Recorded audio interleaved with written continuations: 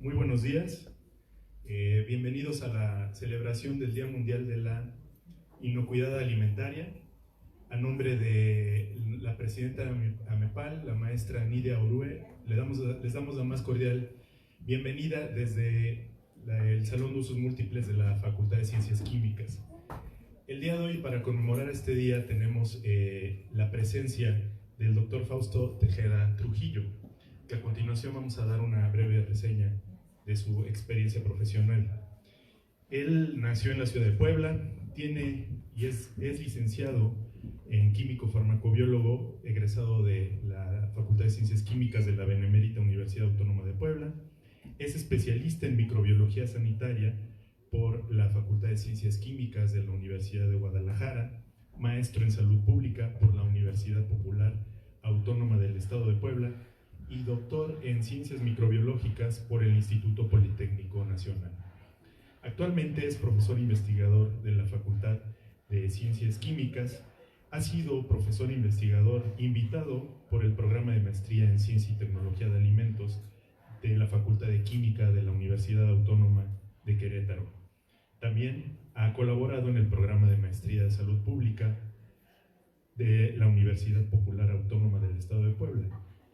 Entre su experiencia profesional, fue jefe del Laboratorio Estatal de Salud Pública de la Secretaría de Salud del Estado de Puebla, asesor de algunas industrias de alimentos y agua, y es instructor del programa HACCP. Ha dirigido 53 tesis de licenciatura y tesinas de especialidad. Su línea de investigación se basa en el estudio de brotes de enfermedades transmisibles por alimentos, comportamiento de bacterias enteropatógenas en diferentes alimentos y superficies y la evaluación de riesgos bacterianos en alimentos preparados en cocinas para hospitales. Además, ha sido fundador del Laboratorio Estatal de Salud Pública, ha recibido el Premio al Mérito Civil en 1994, es fundador de la especialidad en inocuidad microbiana de los alimentos de la Facultad de Ciencias Químicas, ha recibido 2 veces el Premio Estatal de Salud en el área de epidemiología. Además, él fue presidente de nuestra asociación, de la Asociación Mexicana para la Protección de los Alimentos. Tiene más de 28 publicaciones en revistas nacionales e internacionales, un libro, manual de laboratorio, y ha impartido muchas conferencias. Y bueno, no nos queda más que darle la bienvenida al doctor Fausto Tejeda Trujillo, que hoy nos va a impartir la conferencia titulada Fuentes y Mecanismos de Contaminación. Démosle un aplauso muy fuerte.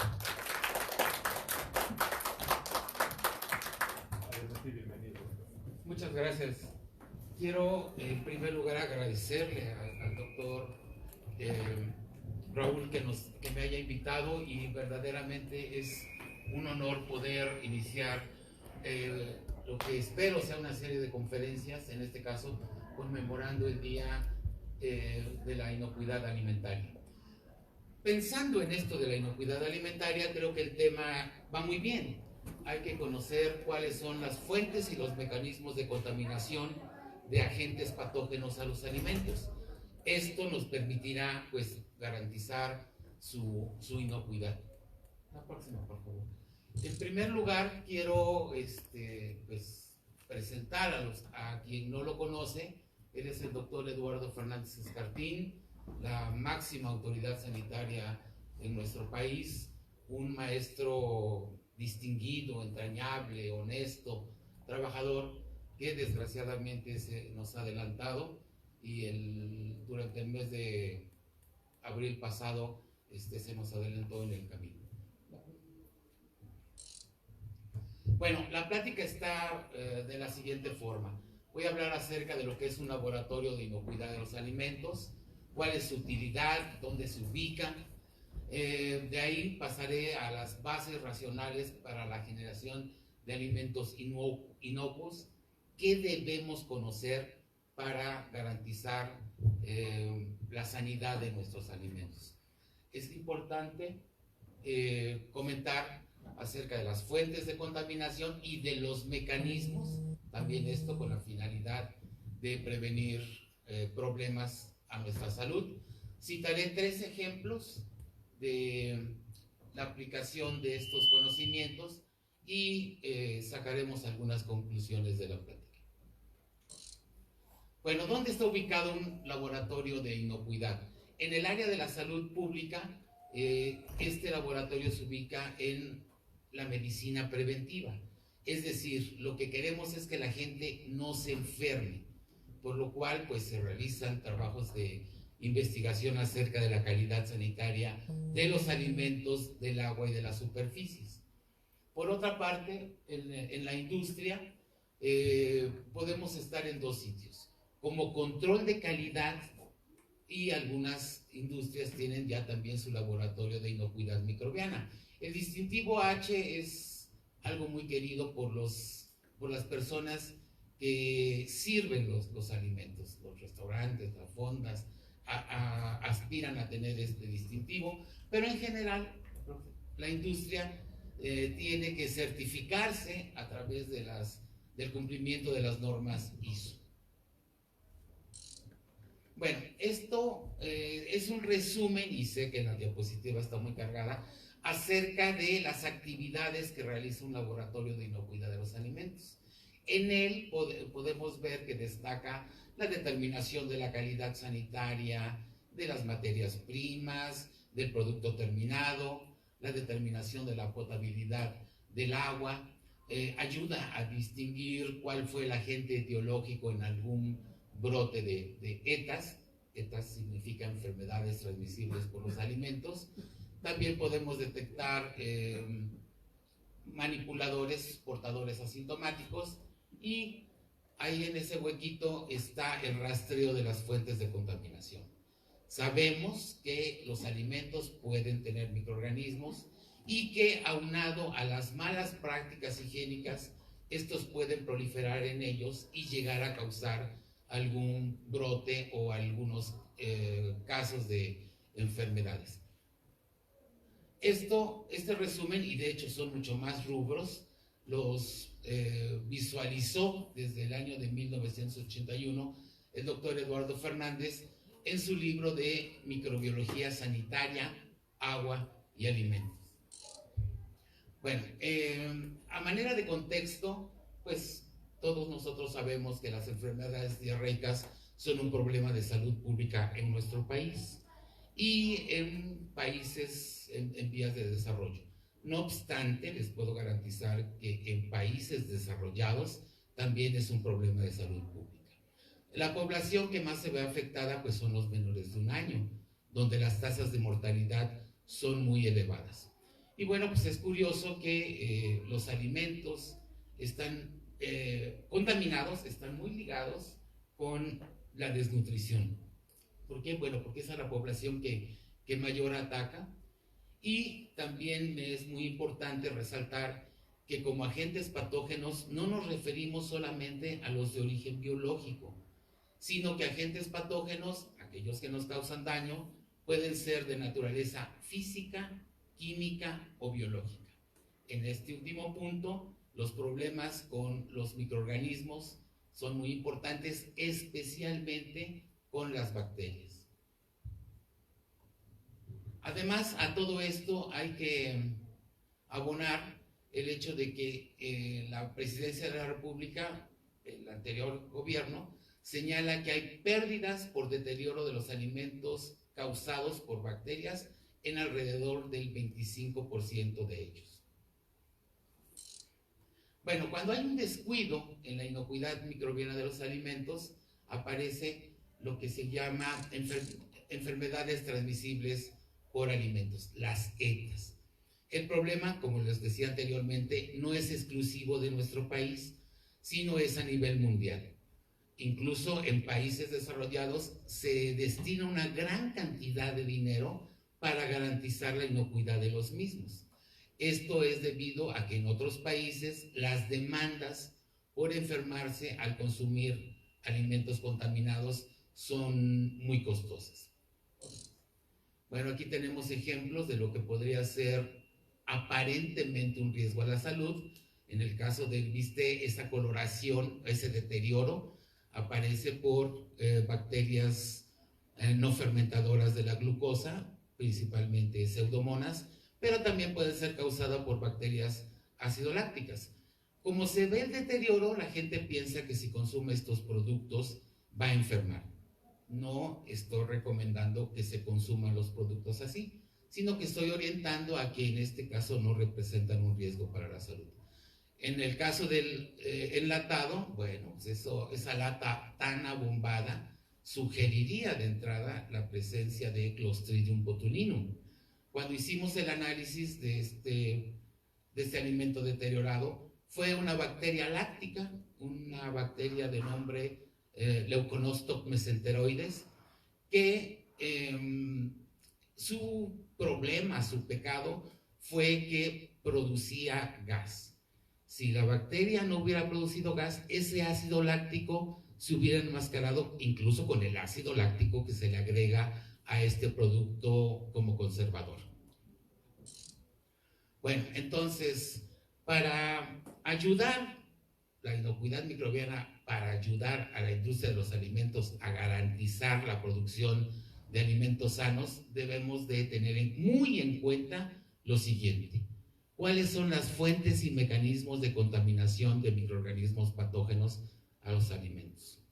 ¿Cómo influyen los diferentes factores ecológicos en la sobrevivencia, desarrollo y muerte de estos microorganismos? Realizar o tener conocimiento de los estudios epidemiológicos completos. Esto normalmente no sucede en nuestro país. Se sabe de algún brote, se deja pasar tiempo y se comenta que hubo alguna bacteria o algún tipo de contaminación que lo originó, pero realmente el estudio no se hizo completo. Al conocer estas tres rubros, lo que podemos es identificar cuáles son las medidas de prevención efectivas y así entonces ayudar en la garantía de la producción de alimentos sanos. Bueno, las fuentes de contaminación son 7. En algunos libros nos los pueden poner con diferentes nombres, pero de una u otra forma van a caer en estos 7 puntos. La contaminación de origen, el agua, el aire, la tierra, el equipo y los utensilios, que también es conocido como superficies, la fauna y el humano, que siempre pensamos que es la peor de las fuentes de contaminación. Yo estoy seguro que la gente que ya se dedica a la producción de alimentos sabe que la humana no es forzosamente la más importante, sino que todas juegan un papel importante en la calidad sanitaria de los alimentos. Bueno, en cuanto a la contaminación de origen, también se le llama en algunos libros contaminación de materias primas y aditivos. esta contaminación de origen va a configurar la calidad sanitaria ya del alimento preparado. Es frecuente observar que, por ejemplo, en verduras y especies, las especies microbianas esporuladas son las predominantes. Pero bueno, a partir de la contaminación de origen también pueden estar presentes microorganismos deterioradores y microorganismos patógenos. La contaminación de origen se va a dar cuando el alimento se está generando.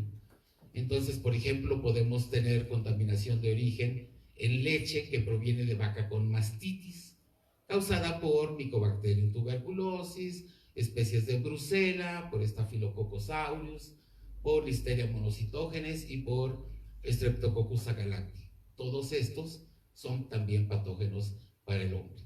A partir de bivalvos, huevo y verduras, la contaminación puede ser principalmente externa. No obstante, la contaminación interna, cuando sufre algún daño estos productos, también se puede dar. Esto es muy importante conocer, sobre todo para la aplicación del sistema HACCP, cuando estos tipos de ingredientes se utilizan como materias primas.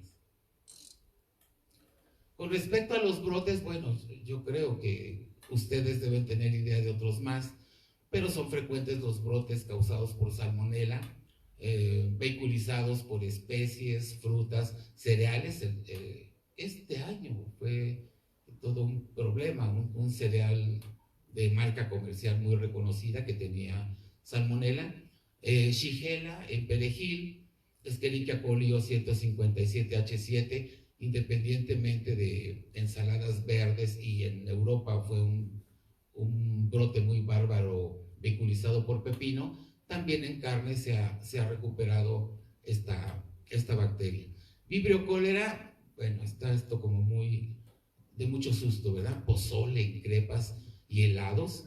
Esto sucedió en el año 1995. Es curioso, quiero mencionar que fue en el siglo pasado, no lo puedo creer. Bueno, pero en realidad no fue el pozole, ni las crepas, ni el helado. Todas las pandemias que se han presentado de cólera han sido originadas en primer lugar por el consumo de agua contaminada.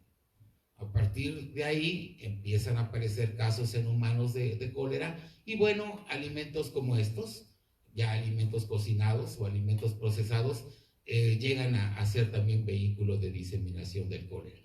Y Puebla, el año antepasado, fue objeto de una revisión exhaustiva por parte de la FDA, ya que se estuvo exportando cilantro que contenía, no una bacteria, pero un parásito importante como es Cyclospora cayetarensis. Bueno, ante el agua, que es nuestra segunda fuente de contaminación, más que una fuente, es un vehículo de diseminación de microorganismos. El agua es H2O y tal vez sales, ¿no? No es H2O más microorganismos. Entonces, bueno, el agua es un vehículo de diseminación de estos, y podemos comentar que desde su origen el agua no es estéril. Y dentro de los microorganismos que puede contener están bacterias patógenas deterioradoras, que son pues un grave problema su presencia en los alimentos. Quiero subrayar que en el agua limpia o blanca, las bacterias tienden a morir. Allá por el año 1980, la norma oficial mexicana para el agua aceptaba hasta 200 bacterias mesofílicas por mililitro de agua y menos de 2 coliformes, por la técnica del número más probable, por 100 mililitros. De repente la Secretaría modifica esta norma y ahora son 100 bacterias mesofílicas. Los 4 purificadores que había en la ciudad de Puebla pues pusieron el grito al cielo de cómo esa disminución. Actualmente, comento de estas 4 purificadores porque actualmente hay más de 280 purificadores. Bueno, entonces ellos se asustaron con ese nuevo dato a cumplir. Pero resulta, si consideramos que el agua es H2O y sales, y que no hay una fuente de carbono ni una fuente de nitrógeno, debemos pensar que las bacterias en este medio tienden a morir. Entonces, un agua que aparte es purificada, yo considero que no debe tener más de 10 bacterias por mililitro. Y en la gran mayoría de los casos, el contenido bacteriano es cero. También no puedo evitar comentar que si no hay de otra más que tomar agua en la calle, les recomiendo que sea de Jamaica. Y sobre todo, si ustedes saben que está hecha con flor de Jamaica, ya les da bastante seguridad. El agua de Jamaica tiene un pH entre 1,5 y 2,5, y a ese pH no desarrollan los microorganismos. Bueno, como vehículo de patógenos, el agua va a ser peligrosa cuando viene de una contaminación cruzada. En Puebla nos ha tocado que algunas gentes tramposillas toman dos líneas a partir de la red municipal, pero una de estas líneas pasaba abajo del drenaje, la otra pasaba por arriba, ¿verdad? Entonces, cuando se pavimentaron estas calles, pues se fracturó el drenaje, se fracturó también la red y hubo una contaminación cruzada en esos lugares. También es un vehículo importante de patógenos en las aguas de riego para aguas verdes. Muchos jardines dicen que esa agua no es potable, sino es para riego. Las descargas de los lugares donde se crían animales también son unas importantes fuentes de contaminación para microorganismos patógenos, así como el tratamiento incompleto y para uso recreativo. Esto puede suceder en albercas o también puede suceder en el agua que se destina para el riego de los jardines. Una preocupación muy importante de las autoridades sanitarias con respecto al agua es cuando suceden catástrofes muy parecidas a los temblores que hemos sufrido en nuestro país. Entonces, generalmente después de los catástrofes vienen brotes por enfermedades gastrointestinales asociadas al consumo del agua. Bueno, quiero comentarles algo sobre lo que nos sucedió, insisto, en el siglo pasado con el cólera. En la primera diapositiva, la primera a la izquierda, en la parte superior, nos muestra un manantial en la ciudad de Tehuacán. Las aguas de la ciudad de Tehuacán son consideradas hasta medicinales. Bueno, en ese manantial el agua prácticamente no tiene una carga bacteriana importante. Muchas de las muestras que analizamos contenían 0 bacterias mesofílicas. A la derecha está lo que se llama una galería, que fue construido en algunas ciudades, en algunas colonias de la ciudad de Tehuacán con fines de riego. Entonces, aunque la fotografía tal vez no ayuda mucho, esa galería, el agua es transparente y la gente la utiliza como bebida.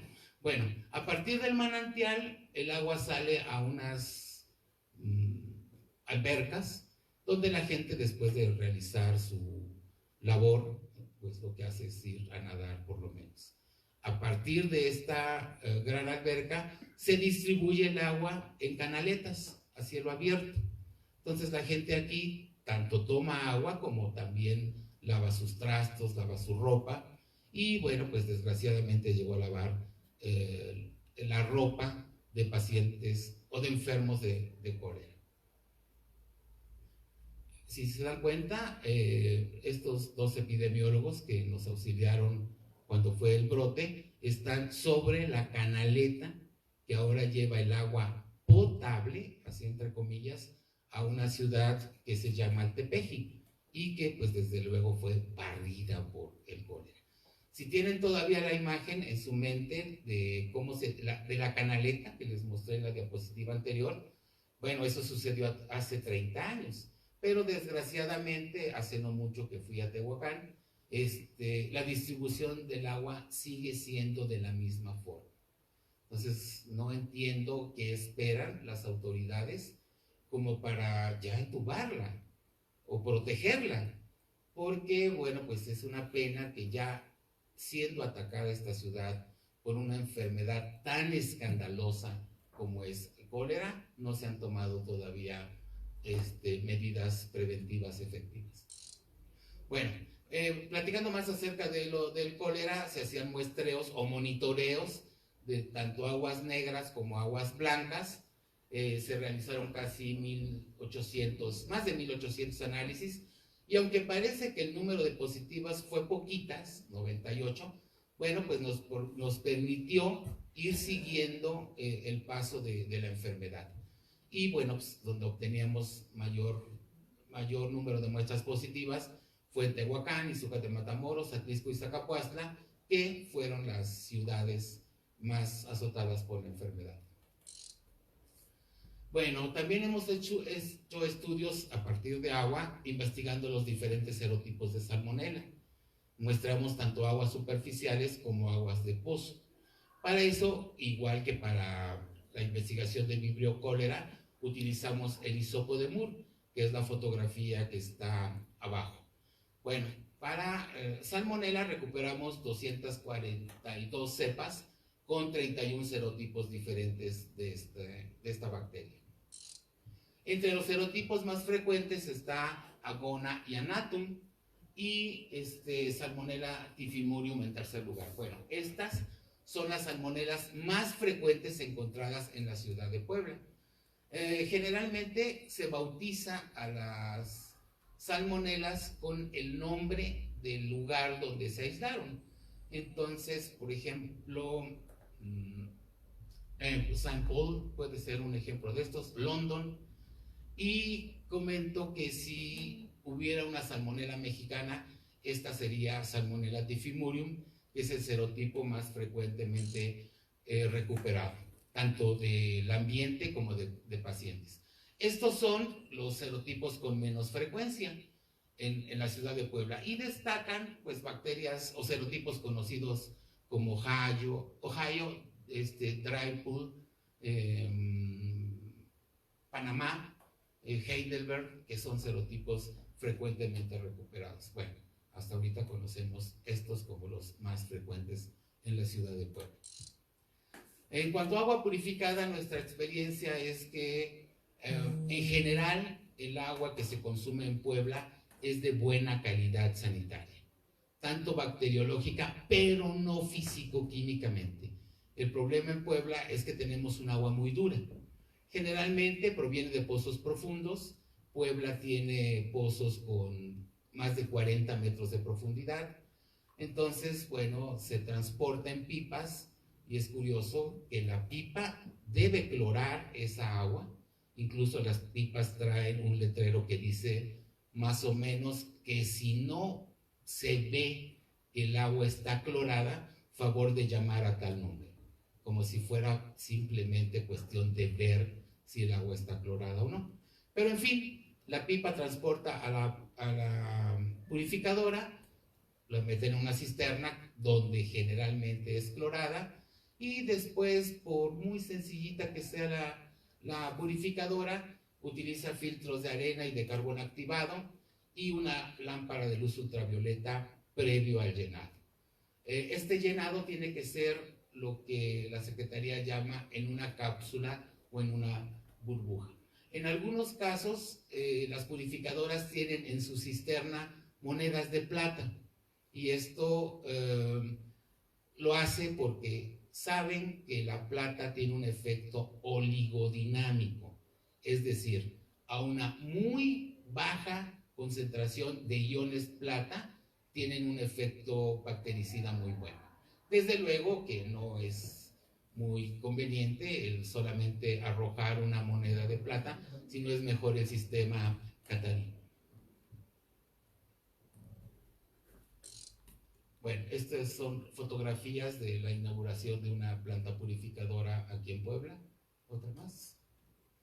Aquí se ve la lámpara de luz ultravioleta. Otra más. Ahí está, esta es la lámpara de luz ultravioleta, perdón. Este es un sistema de ósmosis inversa. Y esta es la llenadora, que como les comentaba, la Secretaría exige que esté encapsulada. La llenadora Perdón, la lavadora, no la llenadora, la lavadora, otra más. Y bueno, ¿qué observaciones podemos hacer? Es inevitable no hacer un llamado a que hay que cuidar el agua. Yo creo que se pueden originar hasta guerras por la obtención de agua. Hay que cuidar el agua. La potabilidad se determina en función de los estudios de laboratorio, tanto bacteriológicos como físico-químicos. Deben recordar que el agua no es una fuente de contaminación, es más bien un vehículo de diseminación de los microorganismos. En cuanto a los análisis del agua, el recuento de bacterias mesofílicas aerobias nos va a indicar de una manera mucho mejor el proceso de desinfección. No hay que confiarnos en las bacterias coliformes. Si hay bacterias coliformes en este tipo de agua, su significado es que hay una contaminación fecal reciente. Desgraciadamente se ha eliminado el recuento de bacterias mesofílicas para determinar la potabilidad del agua, y considero que ese es un gran error de las autoridades sanitarias, porque si bien con no detectar bacterias coliformes podemos tener una idea de la calidad del agua, las bacterias mesofílicas nos pueden poner de manifiesto bacterias no fermentadoras de la glucosa que son importantes al ser el agua su vehículo. Entre estas bacterias no fermentadoras de la glucosa, desde luego destaca Pseudomonas. Bueno, el aire, al igual que el agua, más bien es un vehículo de diseminación de los microorganismos. El agua es una mezcla de gases, no una mezcla de microorganismos. Estos microorganismos están muy relacionados con la actividad humana, con la tierra y con otros materiales. Los aerosoles son importantes, digamos, en las fuentes de ornato. Recuerdo algún estudio hecho en Guadalajara donde las fuentes tienen salmonela, y al estarse cumpliendo su función de adorno, pueden estar transportando salmonela en esas gotitas. El estornudo, el toser, el hablar. Una persona que habla normalmente puede estar aventando sus gotitas de flush aproximadamente 15 metros. Entonces imagínense un estornudo o un tosido. En este caso, las bacterias importantes serían Streptococcus pyogenes y Staphylococcus aureus. Especialmente este tipo de fuente de contaminación es importante al envasar o servir los alimentos. Es recomendable, afortunadamente no hay normas todavía para el contenido de bacterias, entonces sería importante que uno hiciera estudios para ver cuál es el contenido de bacterias que hay en el aire, pues de la cocina, del banco de leche, del lugar donde se estén preparando los alimentos. Bueno, en el ambiente hospitalario, hablando de bancos de leche, también hemos detectado graves problemas por la presencia de bacterias que son multiresistentes en el ambiente hospitalario. Entonces, lo que es los sistemas de ventilación, los barboteadores, que son casi cultivos puros de Pseudomonas o de Actinobacillus, en los cepillos con que los cirujanos se lavan las manos, hemos detectado también Pseudomonas, Klebsiella, que han adquirido un muy importante papel en las llamadas enfermedades intrahospitalarias. También las manos, desde luego, ahí podemos encontrar Staphylococcus aureus y Epidermidis. Y algo que nos llamó mucho la atención es que el benzal que viene de fábrica, no todos, ¿verdad? Desde luego, pero algunas muestras que hemos tomado de hospitales, el que viene directamente de la fábrica ya viene contaminado con Pseudomonas aeruginosis. Bueno, en cuanto a la Tierra, no me refiero al planeta, sino que me refiero a esto. Es donde vamos a poder encontrar el mayor número y la mayor variedad de microorganismos. Además, este contenido bacteriano va a depender de su composición, de su exposición a materia fecal, de la estación del año, del clima, en fin, son muchos los factores que van a influir en el contenido microbiano de esta fuente de contaminación. Además, algo que también pues, nos molesta que esté presente en los alimentos y que aporta esta fuente de contaminación es la materia extraña. Generalmente vamos a poder tener aquí microorganismos esporulados que al secarse la tierra puede ser transportada por el aire y pues bacterias como Bacillus cereus o Clostridium perfringens pueden llegar fácilmente a nuestros alimentos. Bueno, en cuanto al equipo y a las superficies, bueno, pues toda superficie que entra en contacto con los alimentos puede convertirse en una potencial fuente de contaminación. El problema aquí radica en que si no se hace una correcta sanitización o higienización, que es la palabra que deberíamos utilizar, esto es lavar y desinfectar las superficies, si esto no se hace en forma correcta, los microorganismos pueden quedar adheridos a estas superficies. Si siguen las condiciones adecuadas, esta adhesión de microorganismos se va a transformar en una mucosidad, donde las bacterias ya adquieren otras propiedades en cuanto a su resistencia. Bueno, entonces los microorganismos se pueden adaptar a ese sustrato, se adhieren, forman biopelículas y bueno, pues esto puede ser frecuentemente detectado tanto en las tablas, independientemente de qué materiales estén hechas, y en los trapos de limpieza. Bueno, esta es la forma en que se puede ir constituyendo la biopelícula. Todo empieza con una adhesión que puede ser reversible.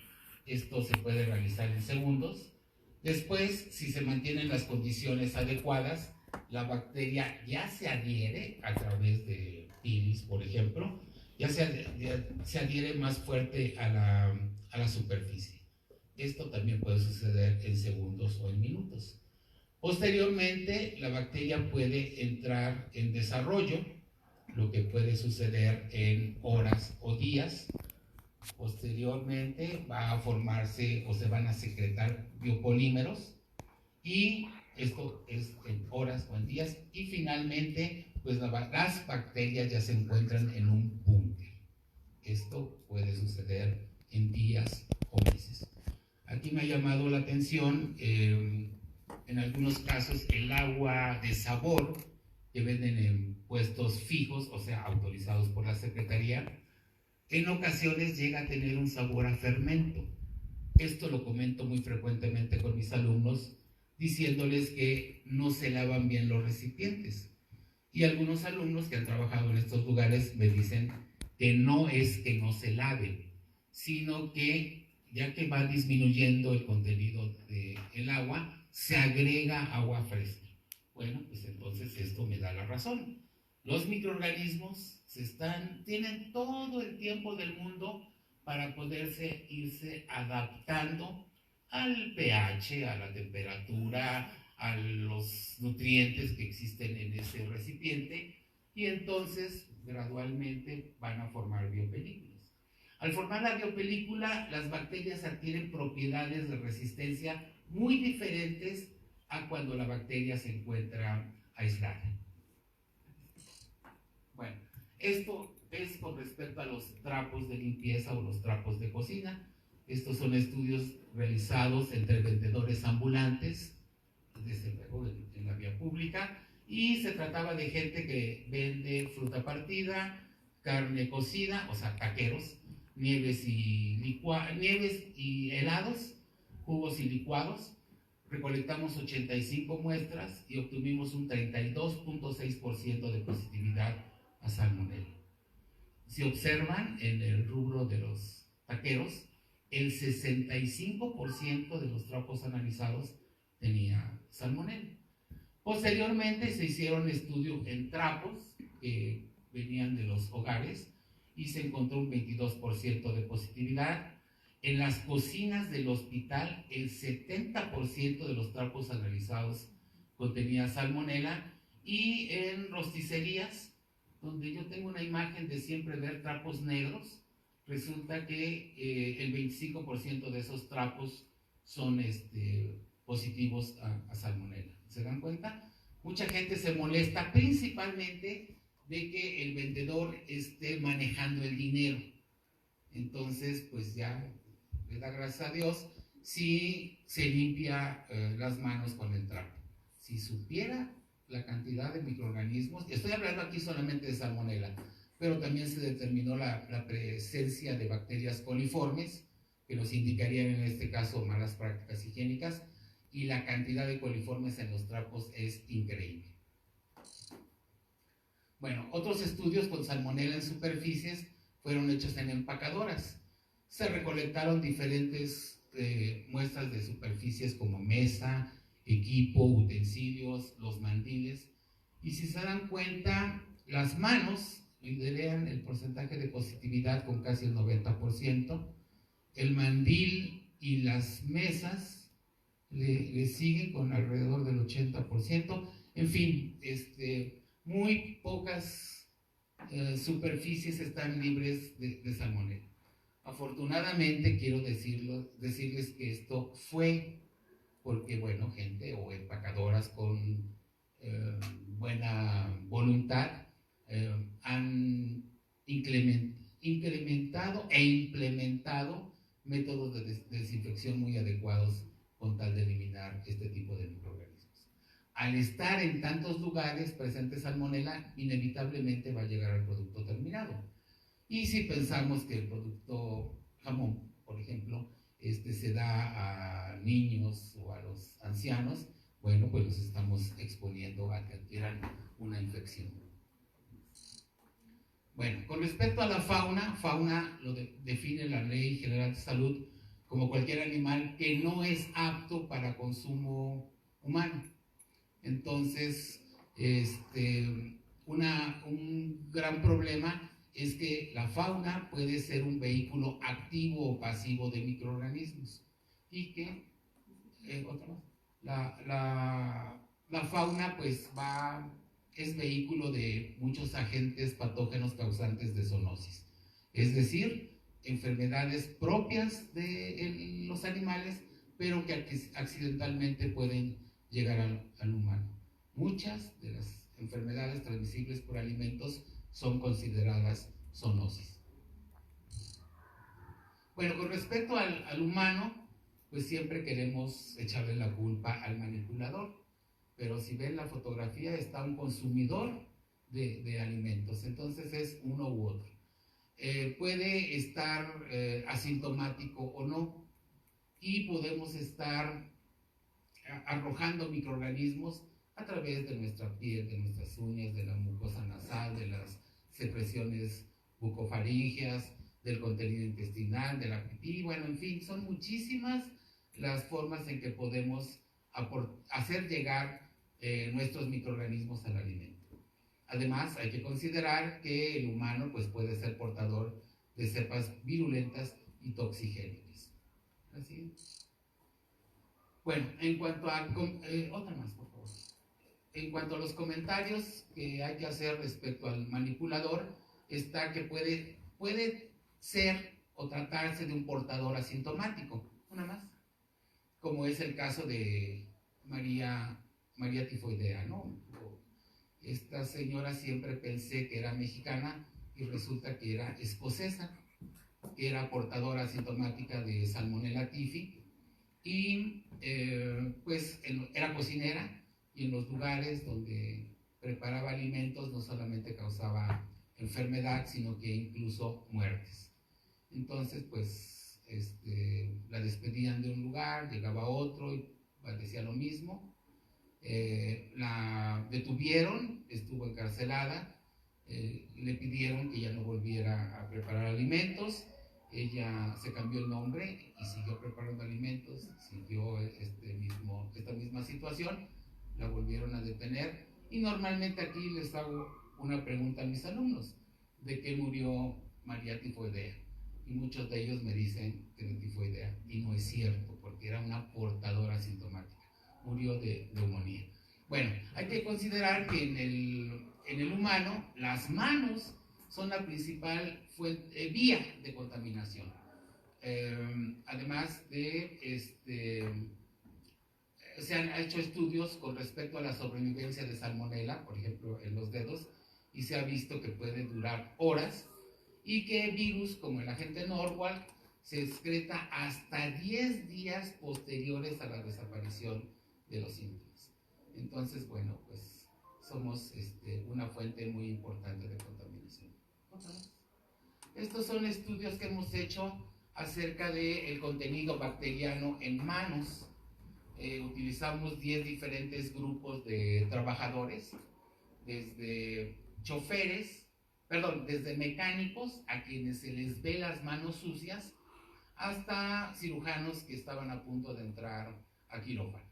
Entonces, estos son los contenidos, por ejemplo, en las personas que realizan la limpieza en la ciudad de Puebla, nosotros les decimos naranjitas, y tuvieron un contenido máximo por manos de 64,000 millones de bacterias. Dejen ver, la gente del rastro también tenía cargas elevadas, 350 millones de bacterias.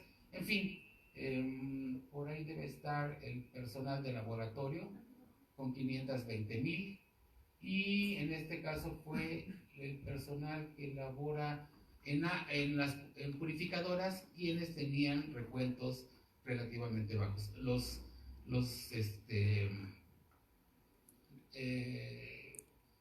El penúltimo es que en neonatología también hubo cargas bacterianas muy bajas. Bueno, en ese entonces que hicimos este estudio, la Secretaría no tenía una norma oficial, sino tenía un criterio microbiológico, y era de 3,000 bacterias por manos.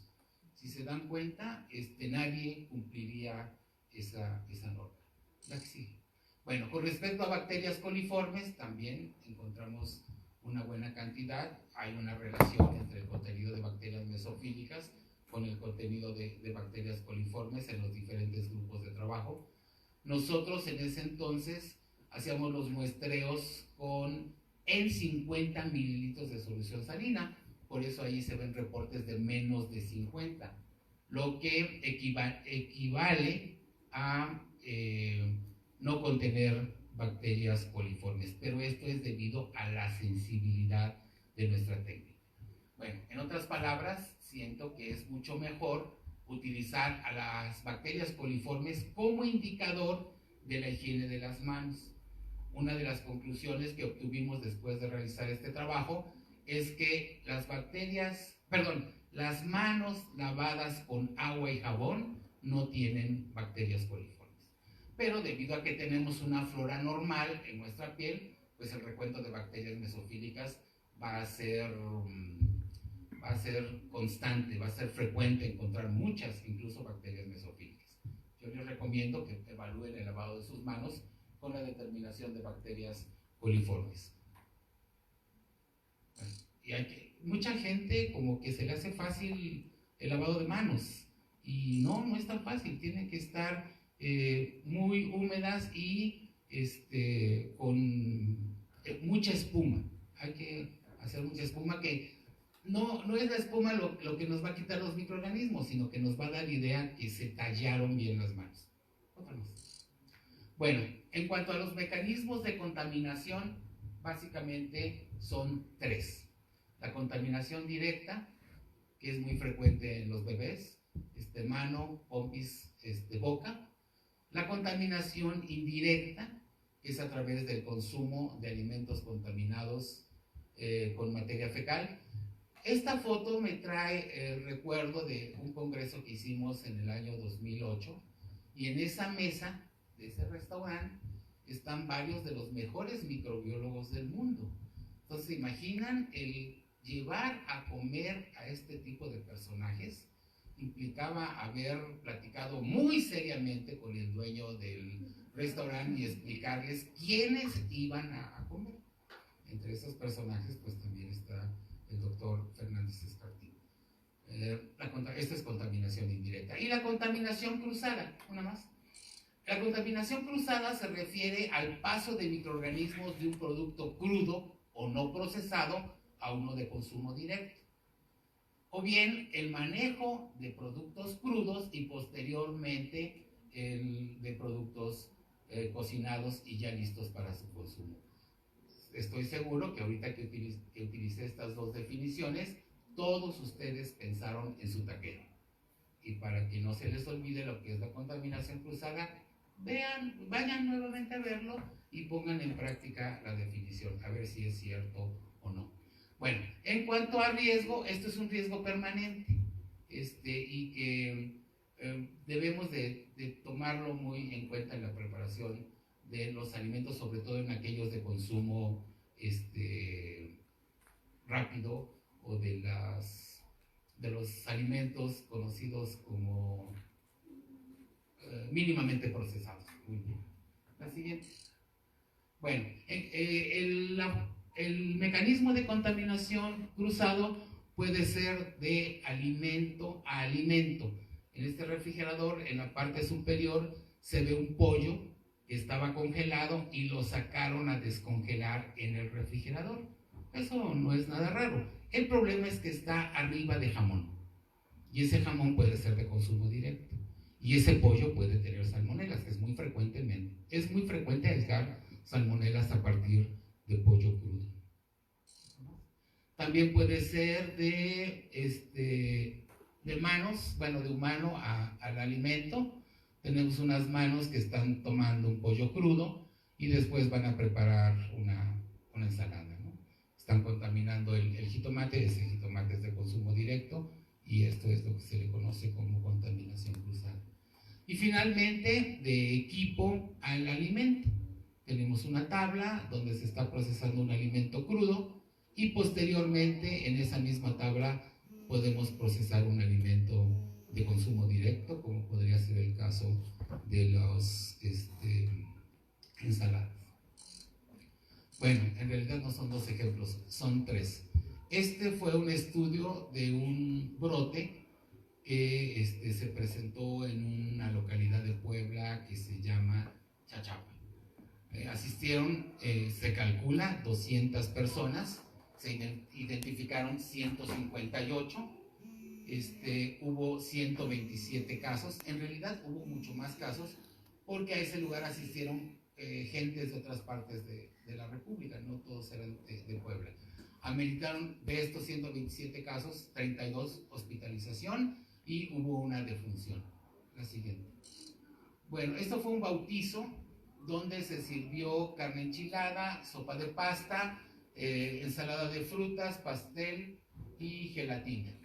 Ahí está el número de personas que consumieron, quienes se enfermaron y las diferentes tasas de ataque. Si se dan cuenta, las tasas de ataque nos indican que se trataba de un microorganismo virulento, ¿no? La siguiente. Tiene un asterisco en los alimentos de los cuales se recuperó Salmonella enteritidis serotipo infantis. ¿Otra más? Bueno, estos son los estudios que se realizaron a las personas que enfermaron. Se tomaron 27 muestras, fueron positivas 27 muestras, que representó el 43.5% de los asistentes. Y el segundo dato es también el aislamiento de la misma bacteria a partir de la gente que se encargó de preparar el banquete. Las 5 personas que lo prepararon, los 5 resultaron positivos al mismo serotipo de Salmonella. La siguiente. Bueno, entonces, ¿qué pasó aquí en este brote? Bueno, la gente con malas prácticas higiénicas contaminó el producto. Esos alimentos se tenían que consumir al otro día, entonces estuvieron 24 horas a temperatura ambiente. Los primeros en enfermarse fue un anciano y un niño. Y en esa época todavía teníamos casos de cólera en Puebla y la gente estaba muy molesta de que tenía cólera. Además, no ayudaba mucho el médico de la población, que decía que sí, efectivamente, la gente tenía parcialmente cólera. Ese había sido su diagnóstico. Bueno, aquí lo que ayudó muchísimo fue que una persona que había hecho servicio social en la Secretaría de Salud se encargó de guardarnos muestras para analizarlas y de tener tanto algunos casos como a los manipuladores de los alimentos. Entonces, eso ayudó muchísimo en tener el diagnóstico. En la industria también ha sucedido lo de los chipotles que les comentaba en un inicio. Las latas estaban muy abombadas. El chipotle tiene un pH de 4.2 y bueno, hay una regla en la inocuidad de los alimentos que dice que el botulismo no se presenta en alimentos que tienen un pH de 4.6 o menor. Bueno, desgraciadamente lo supimos después. Hicimos estos análisis y, como les había explicado, detectamos bacterias ácido-lácticas, quienes fueron la causante de este problema de calidad, ¿no? La siguiente. Esta es la lata abierta. Otra más. Y un estudio final fue en la central de abastos, donde hicimos estudios para detectar la presencia de salmonela. Tuvimos un total de 39.5% de muestras tenían, no, perdón, 100% de las muestras tenían E. coli y salmonela el 34.4%. Las muestras fueron diferentes tipos de carne, superficies y manos. Otra vez. Bueno, vean, este es el cuarto, ya tenemos un rastro TIF, esto era todavía el rastro municipal, y me da gusto presentar estos resultados porque sirvió para que los responsables del ayuntamiento tuvieran en cuenta que nuestro rastro era pues una desgracia, ¿no? Y afortunadamente ya funciona como rastro TIF y ha cambiado, pero muchísimo. Aquí la explicación de por qué hielo es porque no servía la cámara fría, y que esa mugre que se ve es porque la persona que iba a realizarlo no había ido ese día. Yo creo que no había ido desde que se fundó el rastro. Otra vez. Bueno, entonces, en el rastro la contaminación puede ser de origen. El animal ya puede venir contaminado desde la granja. Además es transportado mal, se estresa y eso favorece que el animal pueda enfermarse. Otra más. El agua que se utiliza en la central de abastos para limpiar, que es lo que se supone está haciendo el señor de la diapositiva arriba a la derecha. Yo siento que nada más está aventando agua, pero le pregunté qué está usted haciendo y me dice limpiando. Le pregunté a su supervisor que qué hacía y me decía que limpiando. Y le pregunté al gerente del rastro y me dijo que el señor ese estaba limpiando. Yo pienso que estaba salpicando, pero en fin. Ahí está el agua. Tienen un pozo muy bueno, de buena calidad bacteriológica, pero la cisterna permanece abierta. La cámara fría tenía 15 grados, eso no es ser cámara fría. La siguiente.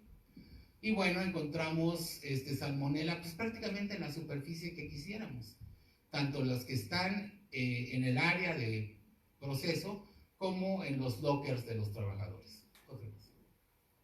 Aquí pueden ver otras imágenes. La que sigue. En cuanto a los manipuladores, les hicimos exudado faríngeo y encontramos 32.9% de positividad y 2.6% de positividad a Streptococcus pyogenes. Salmonella solamente 2.6% de positividad, pero en cuanto a las reacciones febriles, que aun cuando mucha gente no está de acuerdo si sirven o no, hubo un 42% de positividad. Y de acuerdo a nuestras conclusiones, esto significa que los manipuladores están expuestos constantemente a la presencia de salmonella. Bueno, entre las conclusiones podemos decir que conocer las fuentes de contaminación son muy útiles cuando estamos ante un brote o ante el deterioro muy rápido de los alimentos.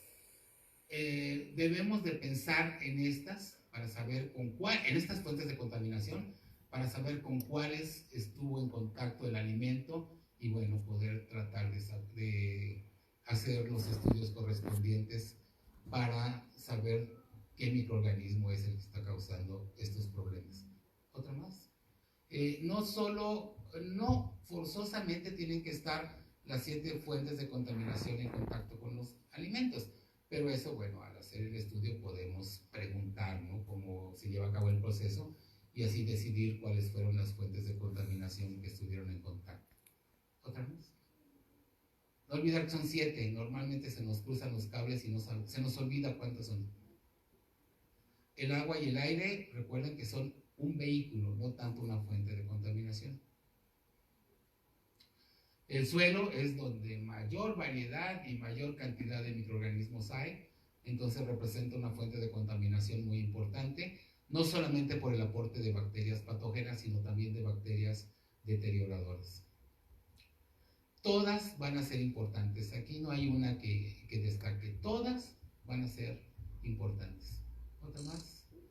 Bueno, pues espero que lleguen a hacer muchas preguntas, si eso es posible, y me despido con 2 colosos poblanos. Uno es el Popocatépetl, que nos trae muy nerviosos por las erupciones que está haciendo, y el otro es un chile en nogada, que también nos tiene muy nerviosos porque ya llega la temporada. Así es que bueno, pues los invito a Puebla, les agradezco mucho su atención y espero que sea de utilidad esta práctica. Muchas gracias.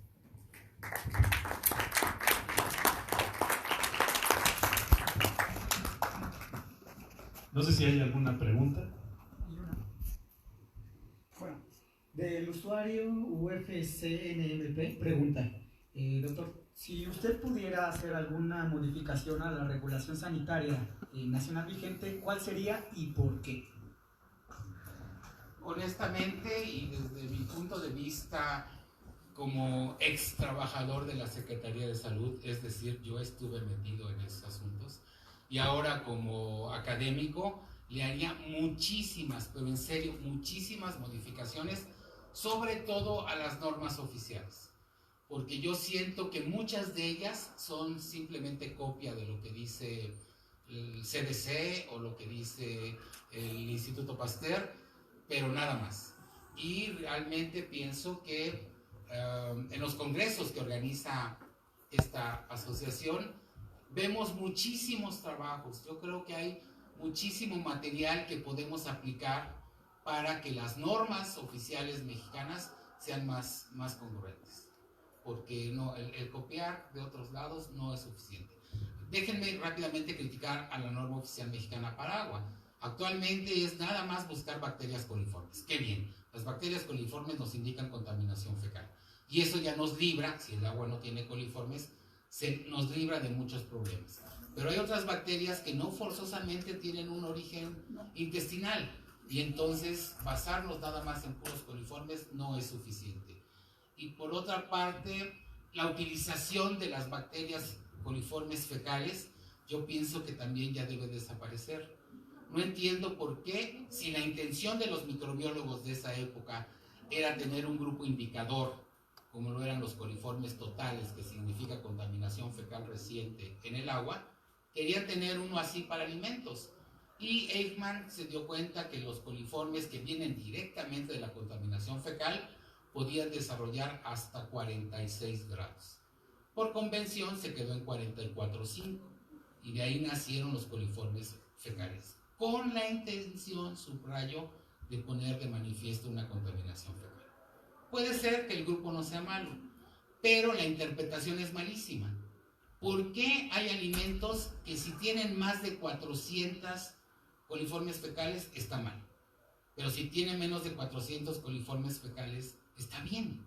No entiendo. Si el significado era tener un indicador de contaminación fecal, quiere decir que poca contaminación fecal no hay problema, mucha contaminación fecal, aguas. Eso no puede ser. Pero ahora ya tenemos un método muy rápido para detectar E. coli. Entonces, E. coli va a solucionar este problema. Pero sugiero a las autoridades sanitarias que no lo cuantifiquen, incluso que no lo estimen por la técnica del número más probable. sino que la prueba debe de ser cualitativa. ¿Hay E. coli en el alimento? Hay contaminación fecal. ¿No hay E. coli? No hay contaminación fecal. Entonces sí, realmente hay muchos rubros en los que se tienen que hacer correcciones a las normas oficiales. ¿Alguna otra pregunta de los asistentes?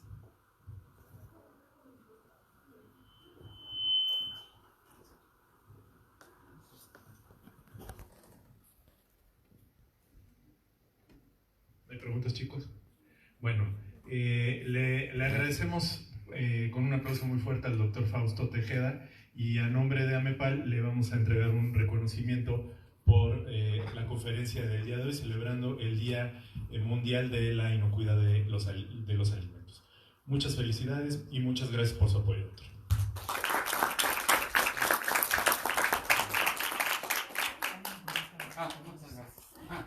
¿Hay una pregunta más? ¿Hay una pregunta más, doctor? Bien. Vía Facebook.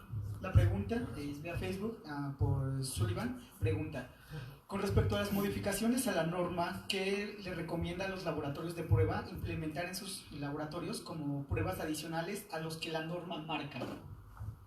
¿Cómo era? Bueno, ahí va otra vez. Con respecto a las modificaciones a la norma, ¿qué le recomienda a los laboratorios de prueba implementar en sus laboratorios como pruebas adicionales a los que la norma marca? Lalo, seguramente eres tú el que me hace la pregunta, me da mucho gusto saludarte. ¿Qué modificaciones? Yo veo la ventaja de un laboratorio certificado, desde luego, pero no oficial. El laboratorio oficial sigue invariablemente la normatividad y se basa en todos los análisis que diga la norma, todos se los tiene que hacer. Yo creo que como microbiólogos debemos tener muy en cuenta, primero, ¿por qué quiero hacer el análisis?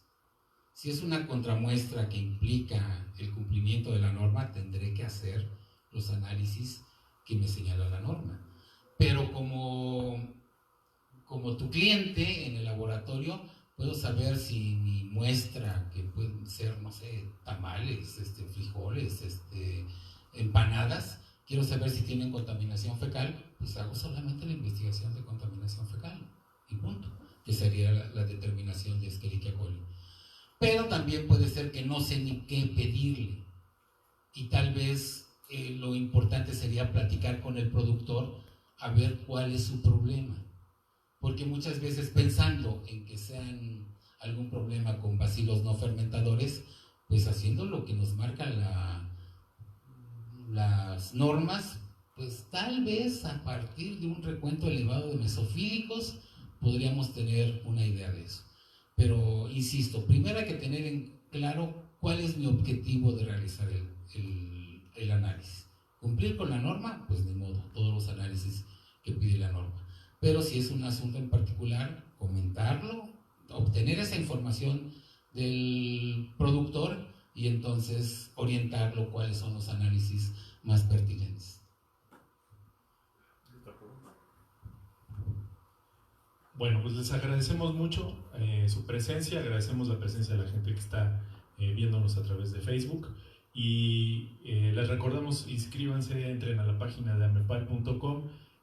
Somos un grupo de académicos, gente de la industria, estudiantes interesados en la inocuidad de los alimentos, que como asociación nos tratamos de apoyar haciendo diferentes conferencias, diferentes cursos, congresos. Los invitamos a nuestro congreso internacional que se va a llevar a cabo del 11 al 13 de septiembre en la ciudad de Monterrey, siempre apoyando también a los estudiantes y a los profesionistas para que puedan ir y actualizarse. Y a nombre de nuestra presidenta, la maestra Nidia Orue, les agradecemos su presencia y vamos a seguir conmemorando este día. Muchas gracias. Buenas tardes.